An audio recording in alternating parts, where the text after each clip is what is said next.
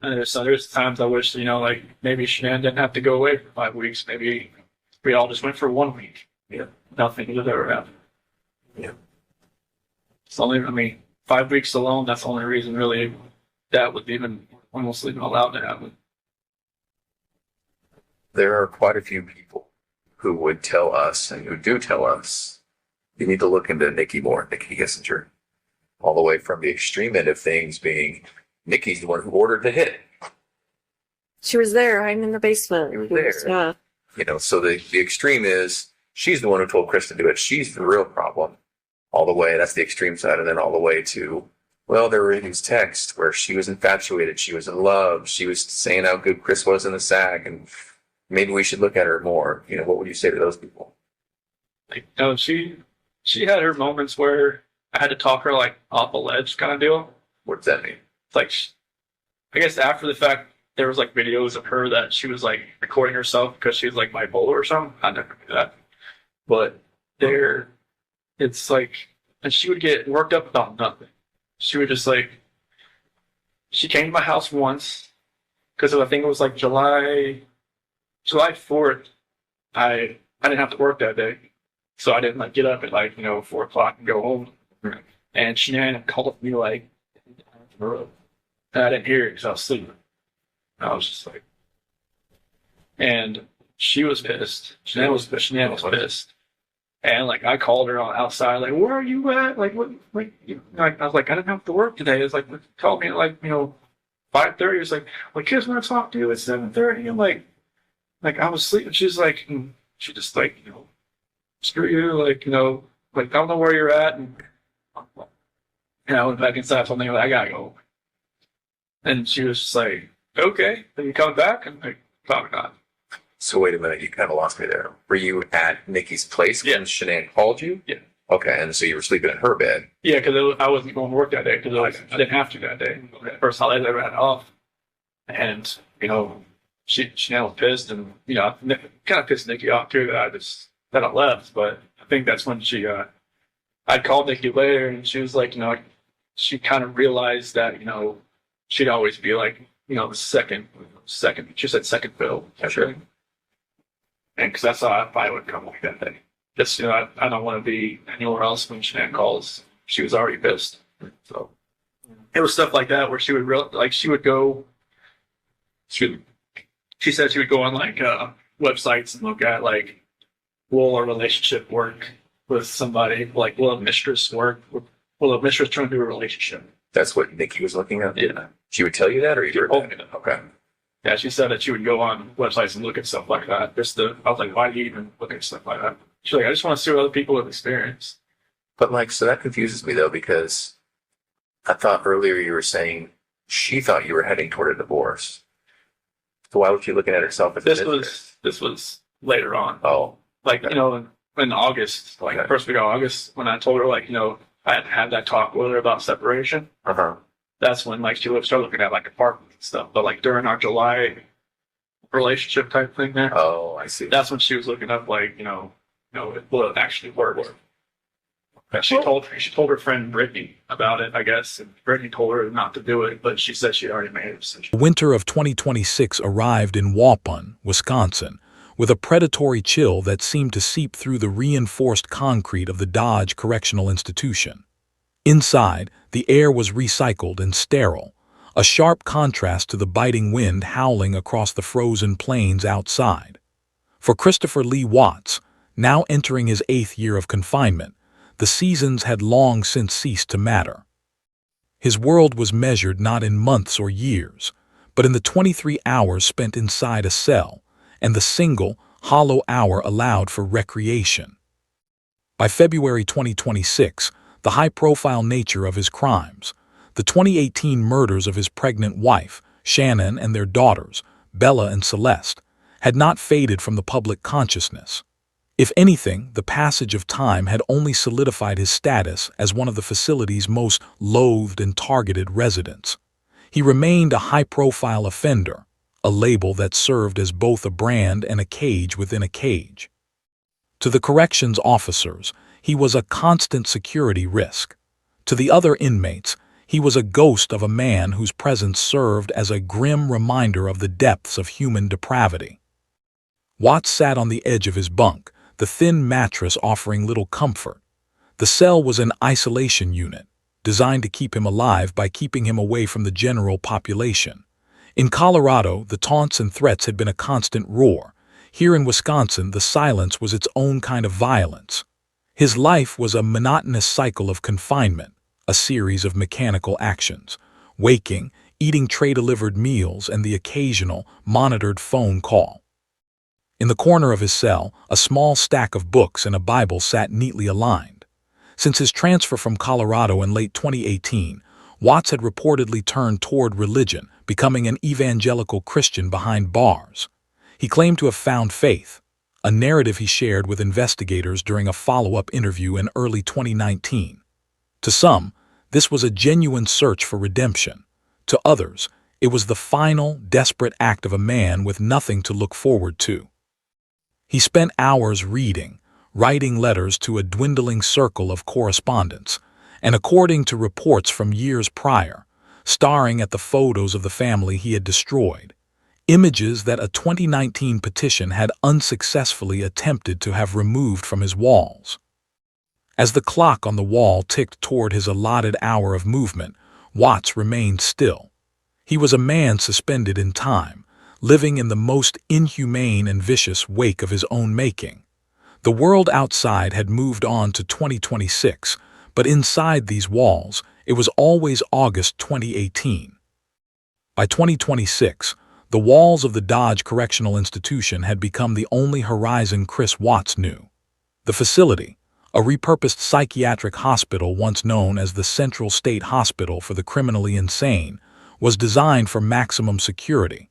Its architecture was a physical manifestation of the state's duty to keep the world safe from the inmates, and in the case of a high-profile offender like Watts, to keep the inmates safe from the world. For Watts, the safety considerations that prompted his 2018 transfer from Colorado to Wisconsin remained the defining feature of his incarceration. He lived in a state of perpetual segregation. While most inmates navigated the social hierarchies of the general population, Watts was anchored to a single-man cell in an isolation unit. His existence was defined by the 23/7 rule, 23 hours of locked-door confinement, followed by 60 minutes of solitary exercise in a cage-like recreation area. The interactions he did have were strictly functional and deeply monitored. Corrections officers maintained a professional distance, their exchanges limited to the clink of meal trays and the mechanical directives of the daily count. There were no friendly nods or casual conversations. To the staff, he was a high-security asset, a prisoner whose presence required constant vigilance to prevent any breach of protocol or outburst from other inmates who viewed his crimes, the murders of his pregnant wife and 2 young daughters, as the ultimate violation of the unwritten convict code. Reports from those familiar with the facility's inner workings suggested that Watts' psychological stability was a point of ongoing concern for the administration. He was likely under the frequent observation of prison psychiatrists. In an environment where there was nothing to look forward to, maintaining a stabilized mind was a requirement for the safety of the unit. He had transitioned into a ghost-like figure within the prison system, a man who followed every rule with a quiet, unsettling compliance. His only tether to the outside world came through the mail. He reportedly spent hours writing letters, though the circle of people willing to engage with him had shrunk significantly over the years. Some correspondents were curious observers, while others were fellow believers in the evangelical faith he claimed to have found behind bars. But even these connections were filtered through the prison's glass and steel. As the sun set over the Wisconsin snow in early 2026, Watts remained a man in a vacuum, a prisoner of both the state and the silence he had created for himself. The letters arrived in small, consistent batches, envelopes bearing the official stamp of the Wisconsin Department of Corrections and the unmistakable inmate ID. 564,535. By 2026, Chris Watts had cultivated a secondary existence through these pages, a digital and paper trail that served as his only bridge to the society that had largely cast him out. Inside his cell at Dodge Correctional, the Bible on his desk was no longer a prop. It was his primary tool for self-reconstruction. Since his initial confession and 2018 sentencing, Watts had reportedly leaned heavily into an evangelical Christian identity.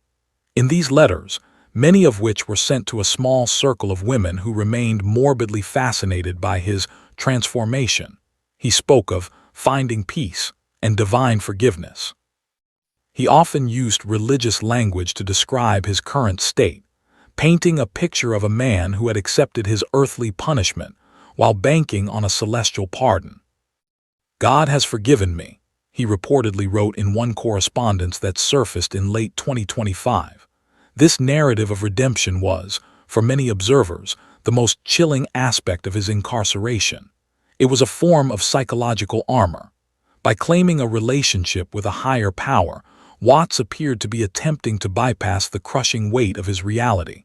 He didn't just write about scripture. He wrote about his family in a way that felt increasingly detached.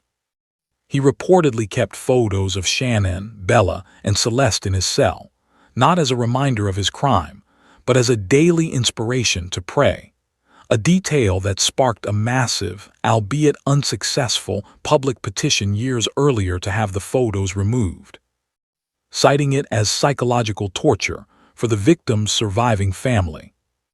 However, the 2026 letters also revealed a darker, more manipulative undercurrent. While he preached forgiveness, he also began to subtly shift the narrative of that fateful August morning in Frederick. In newer correspondence, he had started to hint at external pressures and misunderstandings, even going so far as to blame other figures in his life for his state of mind. It was a quiet, desperate attempt to reclaim some shred of his former good guy persona. Tell me you love them. We love you. Say love you. Candy. Oh yeah, that's in here. The facade he had worn right up until the moment he led police to a shallow grave and oil tanks. For the prison staff, this religious fervor was viewed through a lens of extreme caution. Stabilization was the goal. If a Bible kept him compliant and nonviolent, it was a tool they allowed. But for those watching from the outside, the gospel of Chris Watts was a disturbing display of a man trying to narrate his way out of the darkness, one stamped envelope at a time. In the complex, predatory ecosystem of the American prison system, there is a definitive pecking order. By 2026, Chris Watts has spent years at the absolute bottom of it. In the eyes of both the hardened criminals around him and the guards who watch him, he is an outcast among outcasts. While a bank robber or a gang enforcer might command a certain grim respect, a family annihilator, specifically one who targeted young children, is viewed with a visceral, universal loathing. This social reality is the primary reason Watts remains in protective custody at Dodge Correctional. To place him in the general population would be a death sentence. He is a target of opportunity for any inmate looking to make a name for themselves or enforce a perverted sense of prison justice. Even in the isolation unit, the threats are audible. Through the ventilation shafts and during the transit to the showers, the taunts follow him. He is frequently reminded of his status as the most hated man in the unit, a title he carries with a quiet, unsettling compliance that some staff find more disturbing than outward aggression. The psychological toll of being permanently shunned is immense. Reports indicate that Watts can go days without a meaningful human conversation. Some guards, disgusted by the 2018 discovery documents detailing the murders of Bella and Celeste, reportedly choose to shun him, performing their duties with mechanical silence. This total social lockout has forced Watts further into his own mind. He exists in a state of monotonous survival, where his only defense against the crushing weight of public and private hatred is his routine. The Bible, the letters, and the photos of the family he destroyed, images he keeps as a daily inspiration, a choice that continues to haunt the survivors of the Arzusek family. As he walks his lone hour in the recreation cage, the 2026 Wisconsin winter wind whipping through the chain link, Watts is a man utterly alone. He has no allies, only monitors. His survival is not based on strength or cleverness, but on the high-tensile steel and strict protocols designed to keep him breathing in a world that largely wishes he wasn't.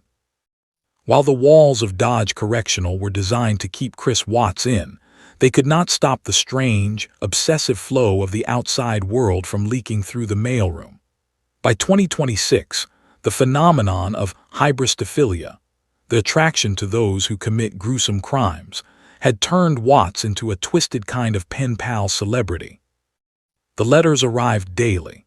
Some were thick envelopes stuffed with handwritten pages, others contained photographs of women he had never met, posing in bikinis or domestic settings, offering him a life that no longer existed.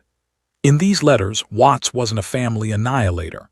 He was a misunderstood soul, a victim of a bad situation, or a man of God undergoing a trial of faith. These women, known in true crime circles as his shadow correspondents, provided the only validation he had left. In his 2026 correspondence, Watts had reportedly mastered a specific tone, humble, soft-spoken, and deeply manipulative. He would thank them for seeing the real him, a phrase that echoed the same mask he wore during his televised pleas for his family's return in 2018. To some, he sent religious tracts. To others, he sent chillingly mundane updates about his meals or the books he was reading. But as recently as late 2025 and into early 2026, a shift had been noted by those tracking his communications. His letters began to subtly blame others, his mistress, the pressures of the house, and even the media for the darkness that led to the murders. One frequent correspondent, a woman who had been writing to him for years, leaked a series of letters to a reporter in early 2026. In them, Watts claimed he had revelations about the morning of the murders, painting himself as someone who had been under a spell. This desperate attempt to rewrite history showed that even after 8 years of isolation, the desire to be perceived as a good person remained his primary obsession. He used these women as a mirror, hoping to see a reflection that wasn't a monster. For the investigators and psychological experts who still monitor his case, these letters are a goldmine of insight into a narcissistic mind. They see a man who hasn't changed, but has simply adapted his prey. He no longer has a family to control, so he controls the narrative of a few lonely strangers across the country. He feeds them just enough spirituality to keep them writing, ensuring that even in a 6 by 9 foot cell, he is never truly forgotten. The year 2026 has brought no relief from the visions that Chris Watts reportedly described to investigators years earlier. Inside the concrete silence of Dodge Correctional, the darkness of his cell is never truly empty. While he presents a mask of evangelical calm to his pen pals during the day, the night hours are a different story. According to psychiatric evaluations and his own past admissions, Watts is a man haunted by the mechanics of his own memory. He had once told investigators that when he closes his eyes, he can still feel the vibrations of the oil tanks where he hidden his daughters, Bella and Celeste. By 2026, those sensory memories have likely not faded. They have calcified. In the sterile quiet of a Wisconsin winter, the sound of the wind against the prison's reinforced glass often mimics the high-pitched pleas he admitted his 4-year-old daughter made in her final moments. This is the reality of the life sentence that the public never sees, the internal replay of a crime so inhumane and vicious that even the perpetrator cannot fully escape it. Prison staff monitor Watts for more than just physical safety. They watch for the psychological cracking that often comes with long-term isolation. He remains on a regimen designed to keep him stabilized, a clinical term for preventing a total mental collapse. There are no distractions here. No work details, no group therapy sessions, no television in a common room. Just the photos on his wall, the photos of the family he chose to erase, staring back at him in the dim red glow of the nightlights. Some experts suggest that his turn to religion is a defensive mechanism against these very visions. By wrapping himself in the language of salvation, he attempts to build a wall between himself and the memories of the shallow grave in Weld County. But in the small hours of the morning, when the letters are finished and the Bible is closed, Christopher Watts is left with the one thing he cannot manipulate: the truth of what he did. He remains a man living in a 2026 world, but mentally anchored to a 2018 nightmare that he authored. By early 2026, the initial flurry of media speculation regarding a potential appeal for Chris Watts has largely gone cold. The reality of his legal situation is as reinforced as the steel doors of his cell. Watts is serving 5 life sentences, 3 of them consecutive, without the possibility of parole. In the eyes of the Colorado and Wisconsin justice systems, his case is a closed book. Throughout 2024 and 2025, fringe legal theories occasionally surfaced in online forums, suggesting Watts might pursue a 35C motion for post-conviction relief, claiming ineffective assistance of counsel. However, such a move would be uphill at best. By signing a plea deal in November 2018 to avoid the death penalty, Watts waived his right to many traditional avenues of appeal. To challenge his conviction now would require newly discovered evidence of a monumental scale, something that has failed to materialize in the 8 years since he led police to the shallow grave at Survey 319. His life in 2026 is a study in monotonous finality. Unlike some inmates who spend their years obsessing over law books in the prison library, Watts reportedly remains compliant and quiet. He doesn't petition the courts for a new trial. Instead, he petitions the heavens for a different kind of release. This lack of legal fight is often cited by analysts as a sign of his deep-seated desire to remain in the shadows, avoiding the public scrutiny that a new trial would bring to the gruesome details of his daughter's final moments. For the Arzusek family, this legal stalemate is the only form of peace they can find. The knowledge that he will never walk free, that there is no loophole or technicality waiting to be exploited, is a grim but necessary certainty.